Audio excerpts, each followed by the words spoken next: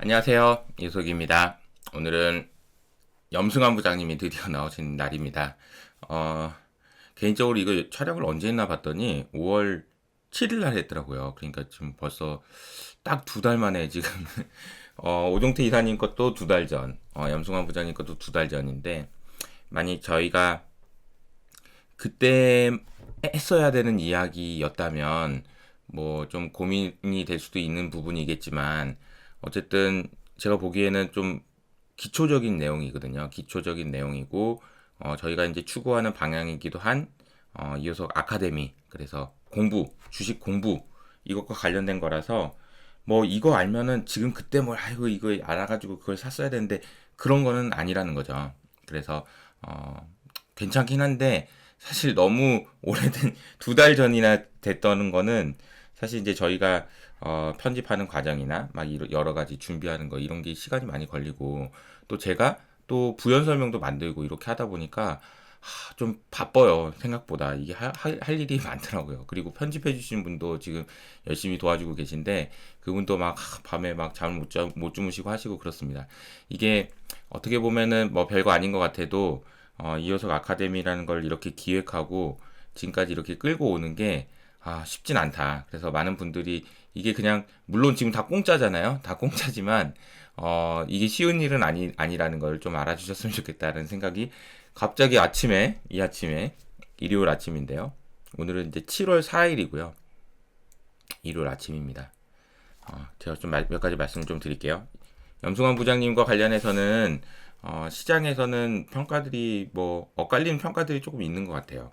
그러니까 무슨 말이냐면 아니 어차피 애널리스트들이 쓰는 보고서를 뭐 이렇게 소개하는 거 아니냐. 그게 무슨 뭐 그게 뭐 대단한 거냐. 막 이런 얘기를 하시는 분들도 많고 그렇습니다. 그런데 제가 보기에는 염승환 부장님이 인기가 많은 이유는 이거예요. 제가 생각할 때는 시장에서 우리가 저와 같은 애널리스트 그리고 펀드 매니저들이 쓸 수 있는 용어들이 있습니다. 저희 자주 말씀드리잖아요. 그러니까 그냥 편하게 얘기할 수 있는 용어들이 있어요. 왜냐하면 직업이니까 그게 직업이니까 막 얘기할 수 있는 얘기가 있고 그리고 이제 이분들 그러니까 이제 주린이 분들이 있죠. 주린이 분들.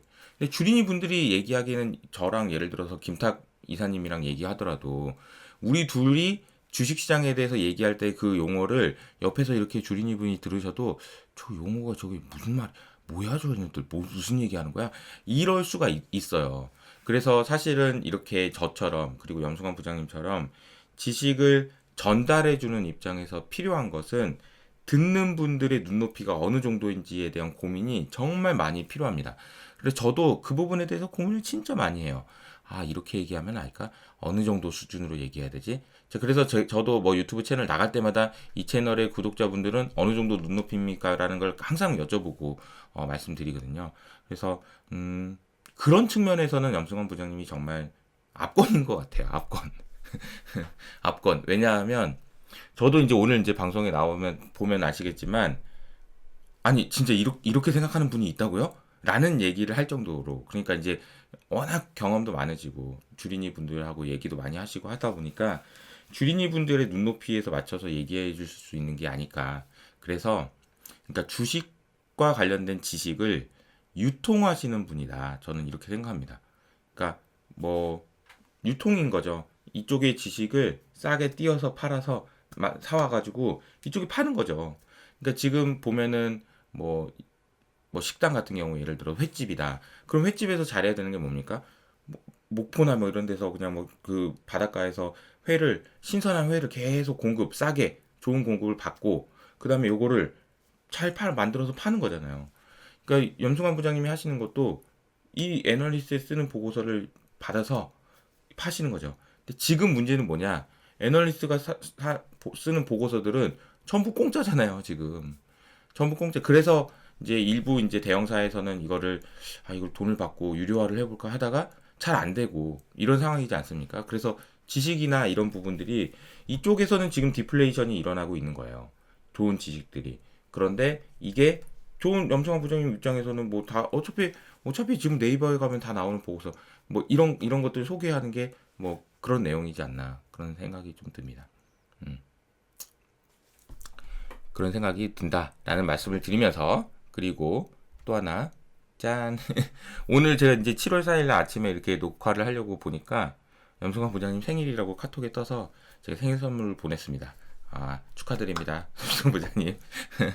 그리고 오늘 아마 이 방송이 나가는 거는 이제 7월 4일이 아니고 7월 6일이 될 텐데 이틀 전 염승환 부장님이 생일이었다는 것도 간단히 말씀을 드리면서 방송을 이제 염승환 부장님과 저의 이제 설명을 들어보시죠.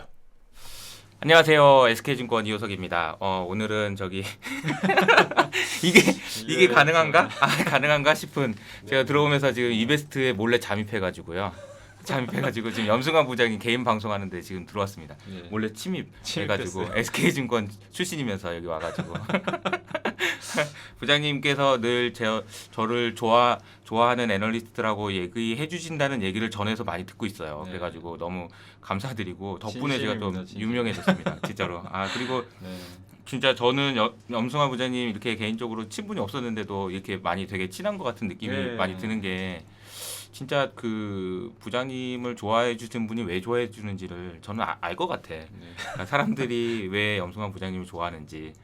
그리고 저도 이제 많이 배우려고 노력하고 네. 그 진심을 많이 이제 배우려고 많이 노력하는데 오늘은 제가 이제 그 저희 채널에 계신 많은 분들이 이제 주식을 접근하는 방식에 대해서 여러 가지 고민을 많이 하시는데 부장님께서 쓰신 책에 나와 있는 네. 내용 중에서 제가 그 문구 그러니까 주린이가 가장 많이 질문하는 주가의 속성 6가지 네. 요거를 좀 말씀해 주시면 좋을 것 같아요. 네. 다 말씀 못 하시더라도 얘기하다가 그냥 가면 되고 그냥 그렇게 첫 번째가 그거더라고요.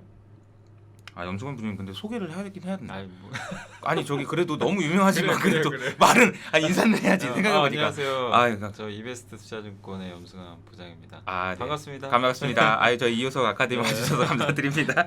이게 지금 돌아다니시는 거죠? 그렇죠. 제가 여기저기 돌아다니면서 제가 알려드리는 것도 좋지만 다른 분들을 통해서 이렇게 제가 배운다는 생각을 하고 있거든요. 네. 그래서 이제 오늘은 호재가 나왔는데 왜 주가가 급락하나요? 이 질문에 대해서. 그러니까 이거는 뭐 그 주식 투자 처음 하신 분들이 제일 이해를 못하는 것 중에 하나가 이거더라고요. 네. 좋은 뉴스 나오면 당연히 올라가고 생각하고 나쁜 뉴스는 빠져야 된다고 생각하는데 네. 실제 주식시장 반대로 움직이는 경우가 너무 많아요. 맞아요. 주식의 선반영 속성 때문인데 네. 주가라는 거는 이제 미래를 먼저 반영하는 경향이 좀 있거든요. 현재보다는 뭐 빠르면 3개월, 늦어도 한 6개월 후를 좀 반영하다 보니까 이런 호재들이 사실은 그리고 반영되기 그러니까 호재가 나오기 전부터 또 시장이 퍼지는 경우도 되게 많아요. 미리 그러다 보니까 그걸 뭐 어쨌든 뭐 누가 알았는지 모르겠지만 주가가 슬금슬금 올라가는 경우도 되게 많고 네.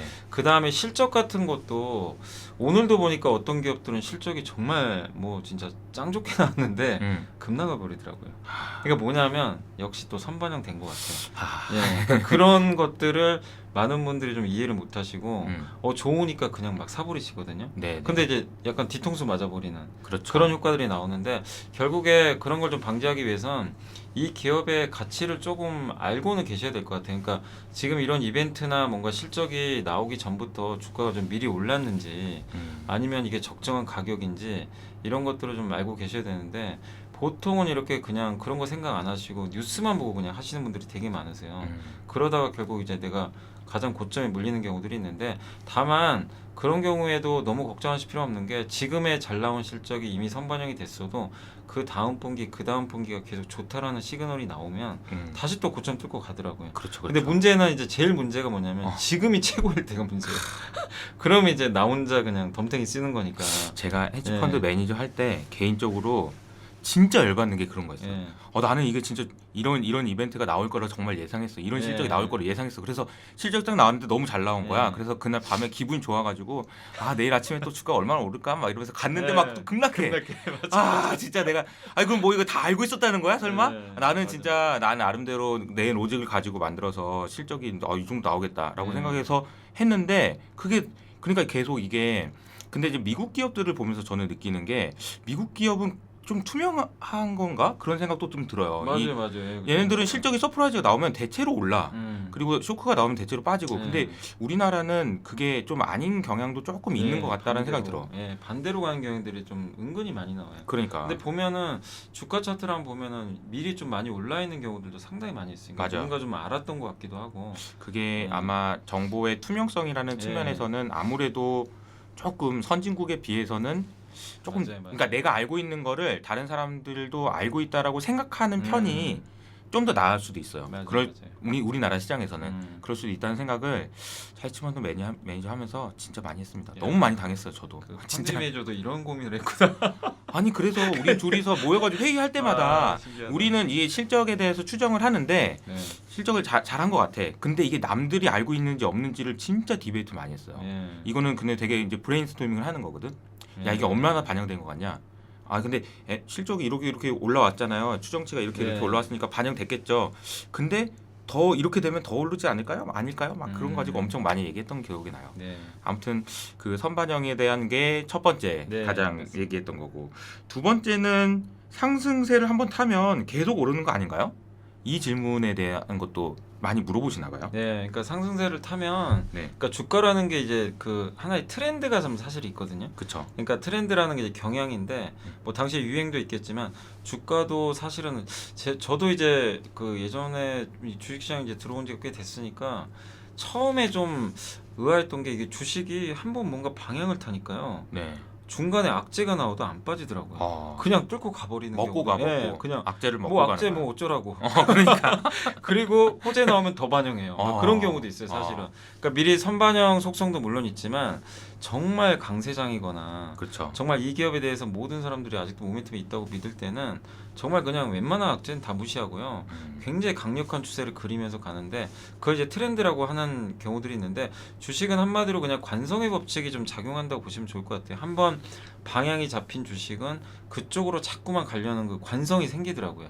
근데 그거를 이제 깨버리는 이벤트가 정말 큰 게 발생하지 않는 이상은 그쵸. 그 추세를 잘 안 무너뜨립니다. 근데 뭔가 이제 쇼킹한 사건이 발생했을 때는 사실 이제 무너지는 경우들이 좀 생기긴 하는데, 그러니까 뭐 이번에 사실 뭐 제가 그 회사 이름을 좀 밝히긴 그렇지만 정말 잘 나가던 기업 중에 게임사인데 유저들이 대거 이탈했다는 뉴스가 나왔잖아요. 근데 이제 사실 그 회사 매출의 핵심층이 그 사람들 아닙니까? 그렇죠. 근데 그런 경우가 생기니까 역시 그때는 부러져 버리더라고요. 근데 그 전에는 어떤 악재가 나와도 사실 뚫고, 오히려 그 기업 같은 경우는 그런 악재 나왔을 때 사신 분들이 돈을 많이 버셨어요. 웬만한 악재는 무시하고 진짜 거의 뭐 주가가 100만 원 이상까지 갔었는데 어딘 기업인지 알 것 같아요. 근데 결국에 지금은 안 되더라고요. 핵심 유저층이 뭐 이탈한다 이런 얘기 나오니까 이거는 기업의 핵심 경쟁력이 무너지는 거는 문제가 되는 건데, 그러니까 저도 사실은 시장에 대해서 계속 긍정적으로 말씀드릴 수 있는 이유가 거꾸로 생각해 보면 이번에 이제 앨런이 한번 얘기했잖아요. 앨런이 야 이거 뭐 금리가 어쩌고저쩌고 얘기하고 그러면 주가가 막 부러지고 막 이럴 것 같은데 거꾸로 생각해 보면 말씀하신 대로 이 상승하려는 힘이 얼마나 강한지를 이런 이벤트들을 보면서 야 이 이벤트에도 야 끄덕 없어? 되게 센 건데? 이런 식으로 생각하는 것도 괜찮을 것 같아요. 그러니까 미국 증시를 보면서 그런 걸 느낀 게, 그러니까 아무리 뭐 긴축 이슈가 나와도 그냥 그 당일엔 움직이죠. 당일엔 변동수 나오는데 결국 뭐 그래서 어쩌라고 이익으로 그냥 가더라고요. 맞아. 대단한 것 같아요, 미국. 그러니까 전체적으로 지금 시장의 위로 가려고 하는 힘이 굉장히 강하다라는 거는 인정하면서 가야 될 것 같아. 맞아요. 그러니까 근데 이제 역으로 또 생각하면 정말 반대 방향으로 이제 방향이 제대로 잡혔을 때는 어떤 호재가 나와도 안 먹히는 경우가 있어요. 거꾸로죠. 사실 기억나세요? 우리 그 2018년 19년도에 미국 나스닥 날아가는데 한국은 트럼프하고 시진핑 싸우는 바람에 어떤 호재가 와도 왜 안 먹혀요? 미국이 올라도 빠지고. 그때는 부장님 이렇게 유명하지도 않았어요. 근데 그때 이렇게 꾸준히 이렇게 했기 때문에 이렇게 되신 거기도 하지만 참 이게 그때는 진짜 그런 생각 되게 많이 했었어. 내가 과연 이 시장에 계속 있어도 되는 건가? 맞아요. 아니 그 고민 진짜 많이 했어. 내가 주식을 이렇게 열심히 했는데 결과적으로 내 평생 끝까지 이렇게 안 오르면 어떡하지? 진짜 나 이러다가 그냥 그랬어요. 응? 이러다가 그냥 끝나는 거 아닌가? 근데 상황이 이제 굉장히 많이 바뀐 게 많은 투자자분들이 지금도 주식 공부를 또 하시려고 하고 하는 이런 그 거대한 트렌드가 형성되고 거대한 흐름이 형성된 것 같아서 저도 이게 웬만한 악재로는 막혀지지 않을 것 같다라는 네. 생각을 좀 하고 있습니다. 이거는 네. 선반영, 기업의 관점에서 선반영이 어떤 뉴스나 이런 게 선반영된다는 개념하고는 완전 좀 반대되는 개념이네요. 트렌드가 쭉 나오는 경우에서는 쉽게 그러니까 좀 그거 내리면 안 같아요. 된다. 그러니까 핵심 경쟁력이 뭐냐? 이 주가가 그렇지, 올라가는 그렇지. 그 줄기가 안 무너지면 맞아. 그냥 가는 것 같아요. 맞아, 나머지는 맞아. 다 거기까지 갔고. 맞아. 그게 그게 관건이에요. 제일 예. 그러면 그걸 판단하는 것이 굉장히 중요하다는 예, 얘기가 되겠네요. 예. 그러면 세 번째는 기업의 제품 가격을 올리면 왜 주가가 오르나요?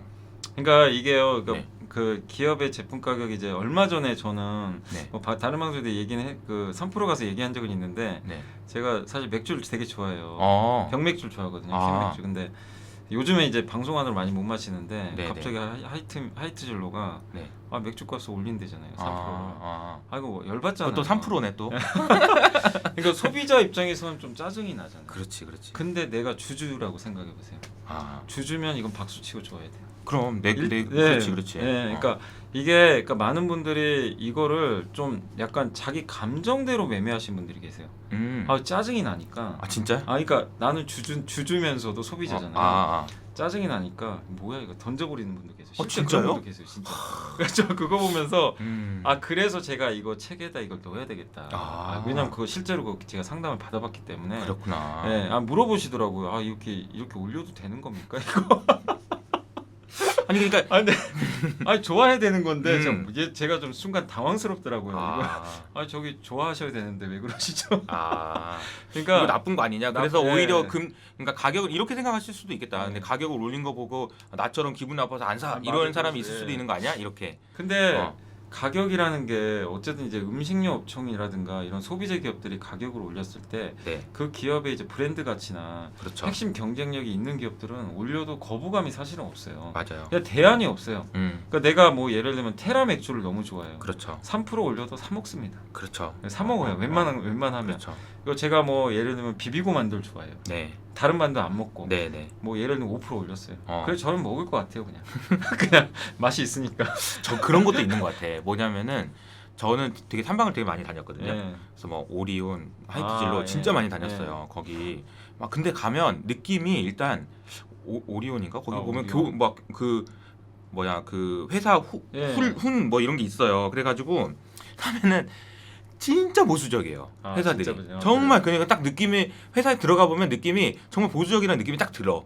근데 그 회사가 가격을 올렸다는 얘기는 그만큼 올려도 맞아요. 되니까 올렸다는 맞아요. 얘기기도 해요. 네. 음식료는. 그러니까 맞아요. 음식료 업체들이 그러니까 가격을 올리는 거에서 주가가 그렇게 반영하는 이유는 그런 것 같아. 그러니까 왜냐하면 이 회사들이 얼마나 고민했을까. 맞아요. 혹시 내가 가격 올리면 안 사주는 거 아니야? 그런 고민들을 진짜 많이 하는 회사들이라고.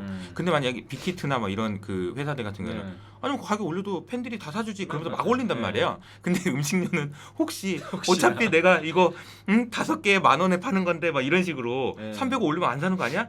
근데도 올려도 될 것 같다라는 생각을 하니까 올리는 거니까 주가가 그러는 반영하는 것 같다라는 생각도 그리고 좀 이제 드네. 이렇게 올리면 어쨌든 주주들은 좋아하셔야 돼요. 그렇지. 특히 이제 그 제일 힘들어하시는 주주분들 중에 한 기업이 한국전력이거든요. 한전 갖고 계신 분들은 도대체 전기료 올리나. 그러니까 전기료 올리는 건 솔직히 이제 우리 국민의 한 사람으로서 조금 그렇긴 기분 하지만 나쁘죠. 기분 나쁘죠. 그렇지만 내가 한전 주주라면 제발 올리길 바라야죠. 그럼요. 그럼요. 근데 계속 지금 정부 정책 때문에 못 올리는데 어쨌든 이제 팀장님 말씀하신 대로 한국전력은 또 정부 거잖아요. 그렇죠. 근데 정부라서 올리기가 더 힘들어요, 사실. 맞아. 근데 이 기업이 올렸다. 그러면 이제 끝난 거예요. 게임 사실 어떻게 보면 그냥 그러니까 이건 끝난 거예요, 그냥.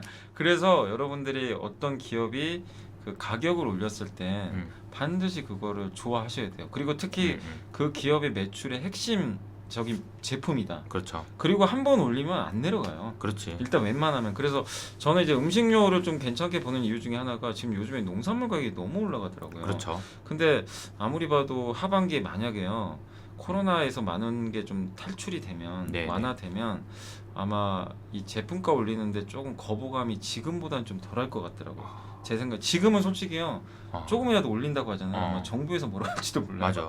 옛날에 우리 그 MB 그 맞아, 정부 맞아. 때는 막 뭐 서민 물가 막 해가지고 MB 물가 해가지고 라면 가격 못 올리게 해가지고 막 얼마나 힘들었는데 그럴 때도 있었어요. 근데 이제 그게 만약에 그 제품 가격 올리는 게 정말 가시화되면 여러분들이 정말 그거는 주주로서는 그렇죠. 환영을 해야 된다라는 말씀을 꼭 드리고 싶습니다. 알겠습니다. 네. 가격을 올린다라는 게 얼마나 의미가 있는 건지 사실 요 얘기는 어떻게 보면은 기업의 그냥 실적을 계산할 수 있는 방법 가격 곱하기 Q 빼기 C 맞아요. 이건데 이제 가격에 대한 얘기는 했고 이제 그러면 Q 박리담회를 해도 가격이 올라가나요? 주가에 긍정적인가요?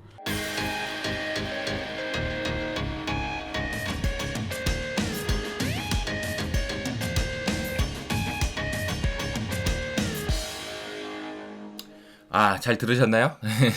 저도 염성호 부장님 만났는데 괜히 그냥 반가워가지고 약간 텐션이 업됐던 것 같기도 하고요. 그리고 그때 이제 염성호 부장님이 딱 30분, 제가 이제 5시 반에 가가지고, 이제 퇴근하고 5시 반에 가가지고, 쫄래쫄래 이렇게 해가지고 들어가서 딱 말씀하신 게 6시까지만 가능하다. 6시에 저희 가야 돼요, 나가야 돼요. 이러시더라고요. 그래서, 30분. 그래서 15분씩 땅 잘라서 이번 주 다음 주 3가지씩 이렇게 말씀드리는 걸로 할 겁니다. 오늘은 이제 선반영, 그러니까 주가가 호재가 나왔는데 주가가 왜 빠지냐 이런 얘기이고요. 사실 이제 저도 헤지펀드 운용하면서 겪었던 많은 이야기들 했습니다. 지금 생각해도 너무 열받는 일이 많아요. 지금 생각해도 너무 열받아요. 아니 제가 어떤 A라는 회사를 가가지고 진짜 실적이 좋을 것 같다라는 그런 저 나름대로 로직을 진짜 이렇게 저렇게 공부해가지고 실적이 좋을 것 같다라고 생각해가지고 자 이제 회의를 하는 거죠. 뭐 IR 미팅을 한다고 해서 실적을 알려주거나 그러진 않습니다. 대신에 정말 그 클루를 최대한 이렇게 끌어들이는 거죠. 그리고 나서 이제 어떤 실적이 나올 건지 그리고 이제 앞으로의 방향성이 어떻게 될 건지 막 이런 것들을 저희가 연구를 해가지고 회의를 해요. 이거는 매출은 이럴 것 같다고 하는데 비용단에서는 이런 이슈가 좀 있었다고 하고 이거는 이렇게 되고 근데 외부 환경은 이렇게 됐었고 경쟁 강론이 이렇게 됐으니까 환율은 또 이렇게 되고 금리는 이렇게 됐으니까 실적이 이 정도가 나오는 게 적당한 것 같습니다. 라고 이제 얘기하고 그래 실적도 그 정도고 그러면은 괜찮겠네 그러면서 이제 회의를 하면서 주식을 이제 샀는데 급락한 거야. 주가가 실적은 제대로 나왔어. 저희가 예상한 대로 실적 100점 맞았다 막 이랬는데 갑자기 주가가 급락하는 거죠. 얼마나 당황스럽겠습니까? 네. 근데 이제 여러분들이 이제 판단하실 때 아니 뉴스가 근데 이거 하다못해 이제 저처럼 근데 전문가들도 가가지고 연구하고 해가지고 이렇게 해서 했는데도 당하는 경우가 많은데 여러분들이 한번 생각을 해보세요. 와 이거 뉴스 나왔다. 이거 좋은 뉴스다. 이거 그러면서 이제 사는 그런 행위가 성공할 확률이 얼마나 될까? 물론 좋은 뉴스가 나왔을 때 주가가 올라서 돈을 버시는 분들도 있겠죠. 하지만 제가 말씀드리고 싶은 거는 그거 하나만 가지고 됐다. 이제 나 진짜 주식 가자. 이러면서 이런 거는 조금 안 맞는다라는 거예요. 그리고 그 생각을 하실 때 항상 필요한 것이 시장에 얼마나 반영이 됐는지를 고민을 하셔야 돼요. 그래서 이제 제가 올해 4월 26일 날 선반영의 조건이라는 제목으로 이제 좀 말씀을 좀 드렸습니다. 그러니까 선반영이 되어 있다라는 것을 말하려면 3가지가 필요한 것 같다. 제가 이제 제 경험상으로 정리를 한 건데요. 일단 이미 시장이 충분히 알려져 있어야 돼요. 제가 말했던 것처럼 선반영이 돼 있어서 주가가 좋은 일인데 빠지고 반대로 얘기하면 안 좋은 뉴스인데 이미 반영이 돼 있어서 안 좋은 뉴스가 나오면 오르는 경우는 어떨 때 그런 경우가 생기느냐라는 건데 첫 번째는 일단 시장이 다 알려져 있어야 돼요. 알려져 있어야 되고 두 번째는 측정이 가능해야 됩니다. 그 리스크가 어느 정도인지 알 수 없고 애매하면 그 뉴스나 그 사실은 반영이 돼 있지 않다라고 보는 게 맞습니다. 세 번째가 뭐냐면은 지속되는 이슈가 아니어야 된다는 거예요. 이것도 주가도 마찬가지고 실적이 예를 들어서 일회성이에요. 그러니까 실적이 되게 잘 나왔어. 서프라이즈가 났어. 시장 기대보다 시장의 기대가 1,000억이었는데 2,000억이 났어. 서프라이즈죠. 그런데 2,000억 중에 1,000억은 일회성이었어. 그러면 2천억이 나왔다 그러고 와 하는 게 의미가 없다는 거죠. 왜냐하면 그게 오히려 실적이 그러면 내 다음 분기부터는 안 좋아지겠네 라고 생각할 수 있기 때문에요. 그래서 선반영의 조건이라는 거는 굉장히 복잡하고 머리를 많이 써야 돼요. 그게 좀 어려운 부분이 있는 것 같습니다. 주식 하실 때 근데 되게 중요한 포인트니까 안 좋게 얘기하면은 호구돼요. 진짜 저도 호구된다는 느낌 얼마나 많이 받았는지 아세요? 진짜 정말 열받습니다. 그리고 진짜 얼마나 그러면 우리 A라는 제가 다녔던 A라는 회사 B라는 회사 있는데 저 B라는 회사 쟤네들 정보를 저렇게 줘가지고 다 알고 있었냐 막 이러면서 이제 어렵습니다. 게다가 요즘에는 또 개인 투자자들 분들이 많이 나왔는데 또 개인 투자자 분들 중에는 또 주식 시장과 관련된 뭐 일들을 하시는 분도 있고 그래서 정보의 투명성 이런 부분들이 얼마나 담보되는지 뭐 이런 거에 대한 고민들도 지금 요새 좀 많이 있거든요. 그래서 여러분들이 그러니까 이 얘기의 이 선반영 이것과 관련돼서 여러분들한테 꼭 말해주고 싶은 것은 뭐냐면 호구되시면 안 됩니다. 네. 이 세상이 주식시장이 그렇게 만만한 것이 아니에요. 예. 근데 제가 이렇게 말씀드리면 이럴 수 있죠. 그럼 나는 아무것도 못하겠네 그러면 니네들도 당한다는데 이렇게 하실 수도 있죠. 근데 뭐 대신에 이제 그렇게까지 생각하시라는 얘기는 아니고 다만 이게 시장이 그렇게 썩 만만한 거는 아니다라는 걸 말씀드리고 싶은 거예요.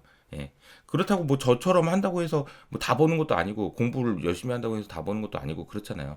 그리고 항상 기회는 열려 있는 거고 그렇습니다. 그리고 이런 선반영이 어떤 데 돼 있는지를 역이용하신다면은 그거를 또 활용하실 수도 있는 거죠. 만약에 주식시장이 막 어떤 종목이 주가가 계속 빠졌어요. 근데 너무 많이 빠지는 거야. 근데 주가가 내가 받는 이거는 지금 시장에서 너무 오랫동안 말했는데 그리고 이거는 이미 다 알고 있는 거 아닌가? 그러면 오히려 그걸 매수해가지고 이용하실 수도 있는 거다. 그런 이제 주식의 속성에 대한 이해를 하시는 것이 돈을 버는데 도움이 된다라는 말씀을 드리고요. 그래서 제가 이제 그때 당시에 이제 얘기했던 게 이런 거죠. 연준의 통화 정책은 2월 이후에 충분히 논의되어 있었고, 측정 가능하냐라는 관점에서는 파월이나 블라더 총재 이런 사람들이 계속 말하는 것이 측정 가능한지 여부에 대한 이야기고, 지속되는 이슈는 금리 인상 시점에 대한 논란이 언제 소멸되는지 이게 중요하다라는 얘기죠. 글로벌 유동성. 근데 저는 이제 이런 겁니다. 이거는 저는 다 알고 있다고 착각하는 것 같다. 왜냐하면 글로벌 유동성은 아직도 늘어나고 있는데 매주 확인도 가능하고 매우 높은 확률로 지속될 것 같다. 이런 얘기고요. 경기 및 실적 개선은 너무 잘 알고 있죠. 다 알고 있죠. 경기가 좋아지고 실적이 개선된다. 근데 피크아웃에 대한 우려는 있다. 즉 지속되지 않을 수 있다라는 우려는 있다. 뭐 이런 것들이죠. 그러니까 이런 식으로 어떤 그 이벤트를 놓고 이게 알려져 있는지 측정이 가능한 건지 지속되는 이슈인지 이런 세 가지 축으로 생각을 해보시면서 생각의 그 주식의 근육을 키우시는 것도 중요한 것 중에 하나가 아닐까 그런 생각이 듭니다. 선반영되어 있는지 여부로 판단한다라는 겁니다. 자, 이제 그리고 이제 가격이에요. 가격에 대한 이야기는 제가 이 영상은 7월 4일날 지금 찍고 있다고 말씀드렸고 오늘 밤, 그러니까 제가 영상 촬영일 기준으로 오늘 밤이죠. 박종대 연구원님이랑 저랑 같이 인포맥스 라이브에서 이호석의 여의도 스타들이라는 제목으로 영상이 나옵니다. 이 영상은 개인적으로는 여러 가지 제가 하다가 보면 아까 제가 말씀드렸죠.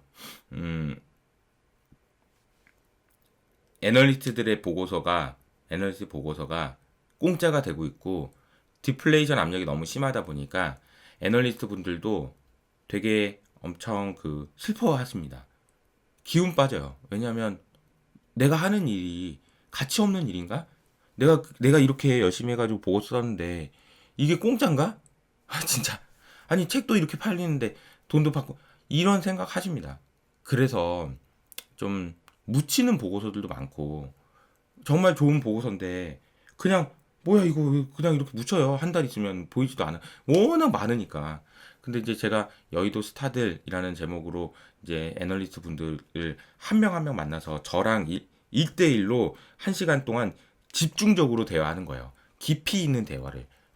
그냥 뭐 높이를 조금 높여서 눈높이를 좀 높여서 그렇게 해보려고 하는 첫 번째 방송이 아마 이제 7월 4일 날 이제 오늘 밤인데 아마 이 영상을 보시는 분들은 이틀 전이겠죠. 네, 그래서 그 영상을 한번 좀 꼭 보셨으면 좋겠어요. 박종대 연구원님이 유통과 관련된 얘기를 하셨지만 정말 주식을 보시는데도 굉장히 도움이 많이 되는 이야기를 해주셨거든요. 좀 보셨으면 좋겠습니다.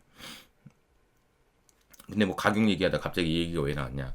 박정대 연구원님도 로켓 배송 어디서 날아왔을까라는 제목의 책을 내셨고 이 책의 내용을 소개하면서도 그렇고 주식시장에 대해서 이제 전략, 중장기 전략을 어떻게 가져가야 되느냐에 대해서 제가 보기에는 아주 명쾌한 대답을 해주셨습니다. 그래서 그 내용을 다시 한번 소개하는 걸로 하겠습니다. 사실 세상을 이제 회사를 바라보는 관점은 여러 가지가 있지만 첫 번째는 결국에는 그런 거예요. 누가 만들어서 누가 유통해서 누가 파냐 이거예요. 그래서 OEM이라는 게 있고 ODM이라는 게 있거든요. OEM은 뭐냐면은 딱 이제 그 영상에서 이렇게 설명을 하다 보니까 제가 번뜩 든 아이디어가 그 병원과 병원과 약국이었어요. 약국은 병원에서 처방전을 내려주면 그 처방전대로 만들어서 파는 거잖아요. 그래서 OEM입니다. OEM. 그러니까 주문자 생산 방식이에요.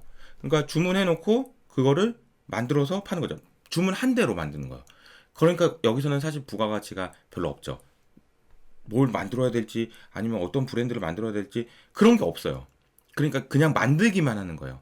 그래서 제가 늘 얘기하는 제조업의 제조업이 갖는 부가가치가 낮아졌다라는 얘기도 여기 있습니다.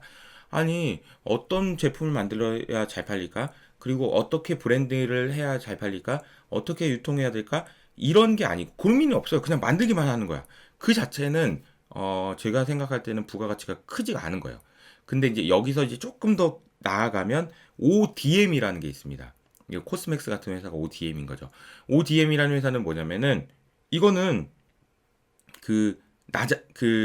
자기가 그러니까 의사랑 그 약국이랑 생각하면 그래요. 병원에서 처방전 가져왔어도 이거는 아니고 처방전 대충 주는 거죠.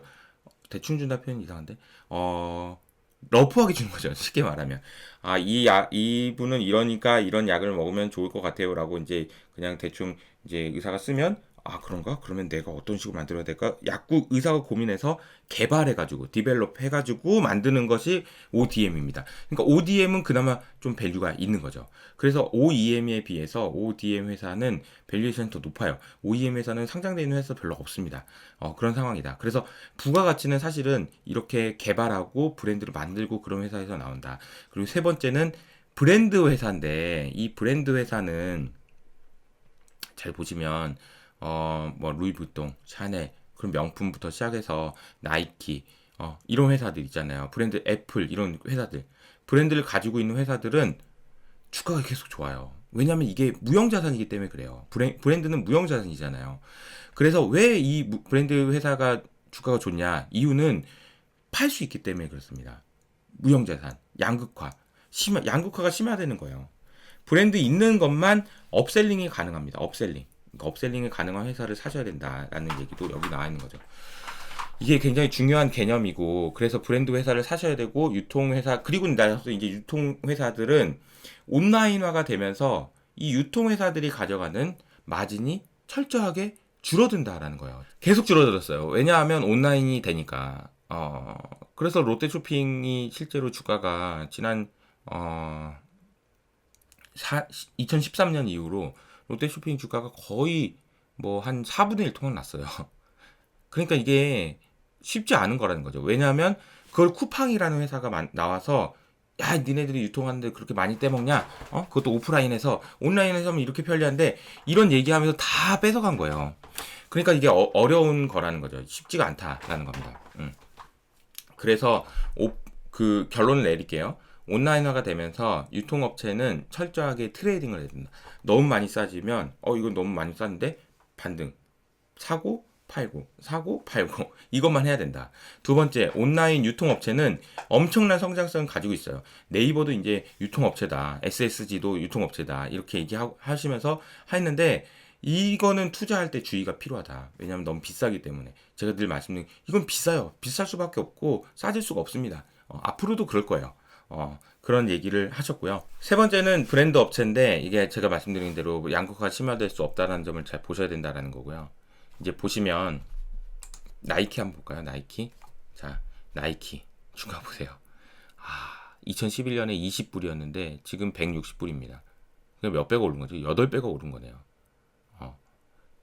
저는 이게 무형자산이라고 생각하는 거예요. 이 무형자산을 들고 있는 나이키라는 회사가 업셀링이 가능한 거예요. 업셀링이. 남들이 그러니까 이거는 저도 보면은 나이키라는 회사 뭐 좋죠. 신발 좋습니다. 근데 뭐 연구 개발을 할 게 뭘 그렇게 그냥 신발 아니야? 근데 거기 그 안에서도 진짜 기능을 넣고 그래서 좀 더 비싸게 팔 수 있고 사람들이 그걸 믿고 이게 이렇다는 겁니다. 신발 만들 수 있는 회사는 너무 많아요. 그죠? 근데 그걸 OEM 하는 회사들은 야 이렇게 만들어서 이렇게 만들어가지고 돈을 벌 수 있냐는 거죠. 너무 많은데. 근데 나이키라는 회사는 자기 스스로 개발해가지고 사람들이 필요로 하는 그런 신발은 어떤 신발이고 그런 걸 개발해 내잖아요. 그러니까 여기서 밸류가 나온다. 에이 그러면은 해외 투자만 하라는 거냐? 라는 질문에 대해서 자, 이 오른쪽에 보시면 LG생활건강입니다. LG생활건강도 2010년 초에 40만 원이었습니다. 물론 뭐 나이키보다 더 많이 오르지 못했지만 이 LG생활건강만큼 대단한 브랜드 회사가 우리나라에 또 있나? 저는 그렇게 생각합니다. 저희가 이제 LG생활건강을 저희 하우스에서는 커버하시는 분이 없어서 따로 뭐 얘기를 할 수는 없지만 거의 유일하게 브랜드를 가지고 장사를 잘 해온 그런 회사라고 저는 생각합니다. 대단한 회사예요, 정말. 그러니까 브랜드 어떤 오늘 이제 염승환 부장님이 얘기하셨던 가격에 대한 이야기 이런 부분들이랑 연결이 돼 있다. 가격을 누가 올릴 수 있느냐 이 얘기를 생각을 하시면 될 것 같습니다. 또 하나는 왜 이게 중요하냐면 이 세상은 광범위하게 퍼져 있습니다. 디플레이션 압력이. 제가 저도 계속 말씀드리고 있는 이 애널리스트 보고서 그리고 지금 이호석 아카데미라는 거 공짜잖아요. 공짜입니다. 공짜. 디플레이션 압력인 거예요. 하지만 그 중에서도 가격을 인상할 수 있는 회사는 있는데 그게 무형의 시대에는 브랜드다. 브랜드가 있는 회사다. 그래서 브랜드 있는 회사는 비싸더라도 이거는 중장기적으로 투자를 할 수 있다. 그렇지 않은 회사는 트레이딩을 하셔야 된다. 라는 것을 명확하게 구분을 하시는 게 필요하다라는 얘기입니다. 자, 무형의 시대에는 가격을 올릴지 여부를 알 수가 없다. 자, 이게 또 중요한 포인트인데요. 이게 무슨 말이냐. 카카오가, 어쨌든 광고를 붙여가지고 돈을 벌기 시작했잖아요. 근데, 구글이 최근에 구글도 이제 포토를, 유료하겠다고 해가지고 지금 약간 좀 난리가 났죠. 이런 생각 한번 해보신 적 있나요? 유튜브 자체가 유료화가 되는 세상? 지금은 아마 유튜브 구글에서 그런 생각 안 할 겁니다. 유튜브를 더 확장을 시켜야 될 거니까. 지금은 제가 보기에는 유튜브가 확장되는 시점의 초입이에요. 더 많이 확장될 겁니다. 유튜브를 더 많이 볼 것 같고 더 많은 사람들이 더 좋은 컨텐츠를 양질의 컨텐츠를 만들 것 같아요. 이 플랫폼이라는 거는 중간에 있고 여기서 얼마나 많은 공급이 들어오느냐 싸게 그리고 얼마나 많은 사람들이 소비를 하느냐 이게 중요하잖아요. 근데 지금 유튜브라는 플랫폼은 지금 다 공짜인 겁니다. 중간에 여기서 광고만 해주는 거죠. 광고비를 내고 광고만 해가지고 중간에 여기서 돈을 조금씩 주고 이런 식의 구조가 되어 있다라는 건데 만약에 이 플랫폼 장사를 할 때 돈을 내게 하면 어떻게 될까요? 예를 들자면 이런 거예요. 제가 이호석 아카데미를 운영하기 위해서 구글에 돈을 내는 거예요. 진짜 열받겠네. 근데 구글이 내라고 할 수 있어요. 왜냐면 여기는 야 이런 플랫폼이 어딨어. 너 이런 거 만들려면 만들어 봐봐. 그러면 너 그러면 이거 해가지고 사람들 이렇게 모을 수 있어? 못 모으잖아. 그래 돈 내 그냥. 내야죠. 내야 됩니다. 내야 되죠. 그런 상황인 거예요. 그래서 근데 아마 구글이 언제쯤 할까요? 제 생각에는 뭐 한 5년? 3년에서 5년 사이에서는 아마 뭐 저 같은 유튜버들한테 돈을 내라고 할 겁니다. 그리고 소비자들한테도 아마 뭐 그렇게 하지 않을까요? 근데 그게 무서운 거예요. 왜냐하면 구글이 언제 유료할지를 알 수가 없어. 그러니까 구글의 이익을 추정하기가 너무 어려운 거예요. 이래서 사실은 복잡하다는 거예요. 복잡기라는 거예요. 가격이 올라갈 수 있는, 실적이 좋아질 수 있는, 실적이 좋아질 것 같은데 잠깐만, 제가 저 차를 저만큼 팔았으니까 돈을 저만큼 벌었겠다. 이거는 쉽지. 곱하기 나누기만 하면 되니까. 근데 이 과정에서 제가 과연 언제 유료화를 할까? 그래서 돈을 얼마를 벌까? 이게 진짜 어려운 거라는 거죠. 참 이게 좀 어려운 얘기를 제가 하고 있는 것 같습니다. 네. 그리고 이제 제가 한 가지 오늘은 더 말씀드리고 싶은 게 있습니다. 자, 이호석 아카데미 시즌 2가 이제 거의 이제 끝나갑니다. 끝나가는데 시즌 3는 어떻게 할 거냐, 이게 지금 또 고민입니다. 시즌 2를 열심히 했고 지금 이제 하는데 지금 한 거의 프로젝트 기준으로는 한 3달에서 4달 정도 된 것 같아요. 촬영한 거는 한 2달 전에 찍었고 지금 계속 편집하고 제가 추가 설명하고 막 노트 필기하고 이렇게 하잖아요. 근데 이게 시즌 2가 끝나면 시즌 3를 하고 싶은데 이거를 지금은 굉장히 초보적인 내용들을 위주로 했다면 제 개인적인 목표는 진짜 전문적으로 해보고 싶거든요. 전문적으로. 그리고 강사분들한테 제가 부탁해가지고 인맥으로 한번 나와줘요. 그러면서 이제 제가 이제 카톡으로 선물 하나 정도씩 드린 정도로 제가 페이라고 할 수도 없죠. 그냥 제가 인맥으로 좀 도와주세요. 이 염승환 부장님한테도 좀 30분만 좀 이런 거거든요. 근데 이제 또 이거 편집해 주신 분도 따로 있고, 그래서 이거를 좀 제대로 해보려면은 돈이 좀 들 것 같은데, 그러려면은 유료 강의를 해볼까 이 생각을 좀 해가지고 사실 이제 중간고사 마지막 문제에 이 질문을 넣었거든요. 그래서 지금 고민입니다. 어떻게 해야 될까? 시즌 3를. 근데 개인적인 생각은 그냥 유료화는 안 하고 하려고요. 그냥 저희가 처음에 취지도 더 많은 분들이 주식 공부를 했으면 좋겠다라는 얘기인데, 이거를 유튜브에서 돈을 받고 이 고민은 좀 됩니다. 그래서 더 제대로 잘하려면은 필요하긴 할 것 같고요. 근데 아마 그렇게는 안 하고 그냥 후원은 한번 받아볼까? 그런 생각도 좀 있고요. 그냥 이 유튜브 채널을 이제 뭐 어떤 분들처럼 유료화 해가지고 뭐 유료화 돈 낸 사람만 보고 돈 안 낸 사람은 안 보고 이런 거는 저는 유튜브 채널에서는 할 생각은 없어요. 유튜브 채널에서는 뭐 다른 데서는 이제 이미 뭐 패스트 캠퍼스나 이런 데서는 또 있잖아요. 그건 또 다른 얘기고, 유튜브 채널은 저는 그냥 유료화는 하지 않을 생각입니다. 네, 않을 생각입니다.